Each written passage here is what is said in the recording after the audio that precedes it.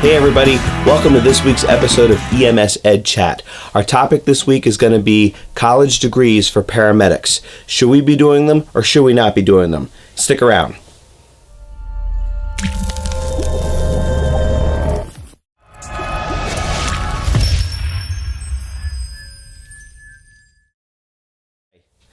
Right now in the United States, there's an argument going on.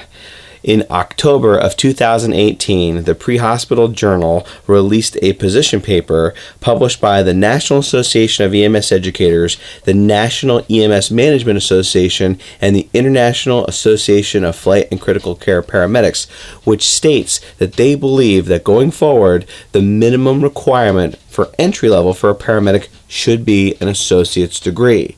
They feel that our profession has moved to this point where we should start to require this as we go from being a technician to more of a profession now.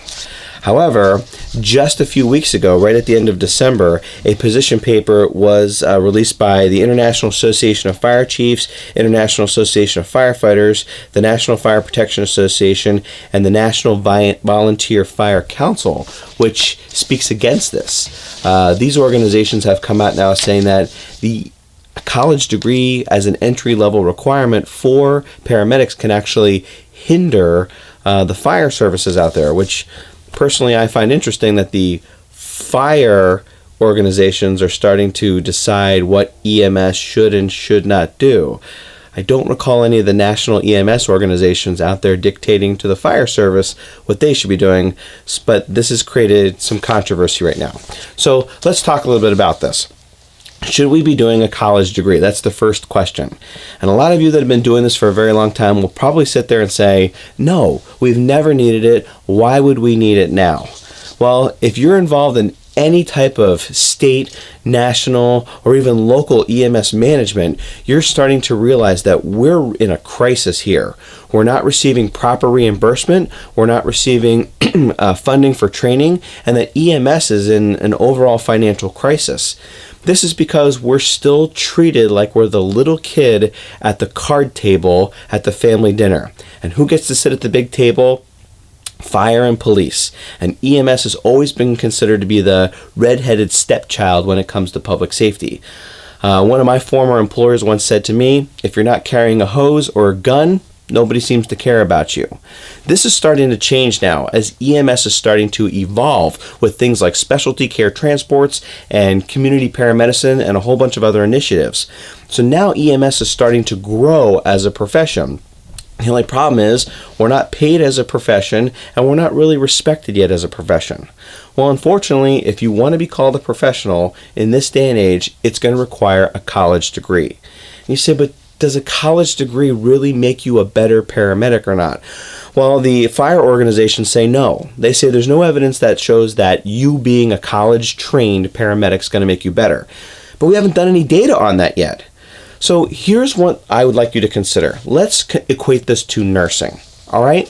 So many years ago, nursing was a certificate-only program. You went to a nursing school run by a hospital or some other organization.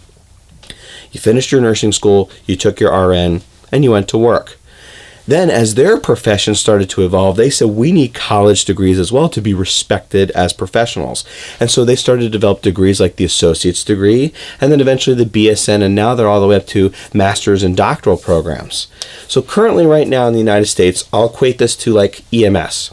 In EMS, there's approximately 630 accredited paramedic programs in the United States. Out of that, about 300 have an associate's degree already with it, and there's only 10 bachelor programs that have national accreditation right now in the United States. The rest are all considered diploma or certificate programs, okay? All right, so let's look at nurses, okay? If you go to a nursing school and you get a nursing certificate and you get your RN, okay, fine, that's one level of training. Then you can go to a community college and you can get a 2-year degree, and that's another level there. That's your associate's degree. And then you can go get the bachelor's degree, the BSN. The problem with this is that the hospital systems go, that's great. Are you an RN? Yes. Great. We start at $25 an hour. So it doesn't matter if you have a certificate an associate's, or a bachelor's degree if you're going to do just straight bedside nursing. And some would argue that the same holds true with a paramedic. There are currently bachelor programs out there right now, certificate programs and associate programs, and all of them start at whatever they're starting at right now. You don't get any necessarily more money because of the college degree that you have. All right, so far we're right on par with nursing. Great. Here's the difference. If that certificate trained nurse or that associate degree nurse wants to become a nurse educator or a nurse manager or eventually start to move up into some level of administration, now they're going to require the bachelor's degree. And in many ways, they're requiring a master's degree, and now they've even gone to a doctoral degree. My friends, the same holds true with EMS. Whether you're out there as a street paramedic, as a certificate trained, associate trained, or bachelor trained, makes no difference. But if you want to move up in the world and go into EMS education, or you want to go into some type of a management position, now they're looking at you having not even an associate's degree, but a bachelor's and a master's. Don't believe me? Go on to LinkedIn and search for EMS manager jobs or EMS supervisor jobs, operation director jobs. You're going to find that the bare minimum they're going to require is a bachelor's degree, and most are now a master's degree. That's a huge change in our profession in the last 10 years, and that's really something that we have to embrace and think about as we change as a profession. So, if you want to go and just be the street paramedic and do bedside care, fine. Certificate program, associate program, bachelor's program, no big deal.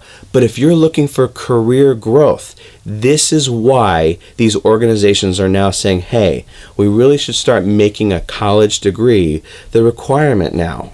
If you think about EMS education, if you look at COAMPS, which is the accrediting organization for paramedic programs right now, and you look at their standards, you're going to find that to be the program director, you have to have a minimum of a bachelor's degree, and now they're recommending master's. And I am predicting that in the next few years, when they update their guidelines, the master's degree is now going to become the standard.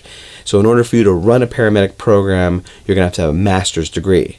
They're now saying that all lead instructors should have a bachelor's degree as well.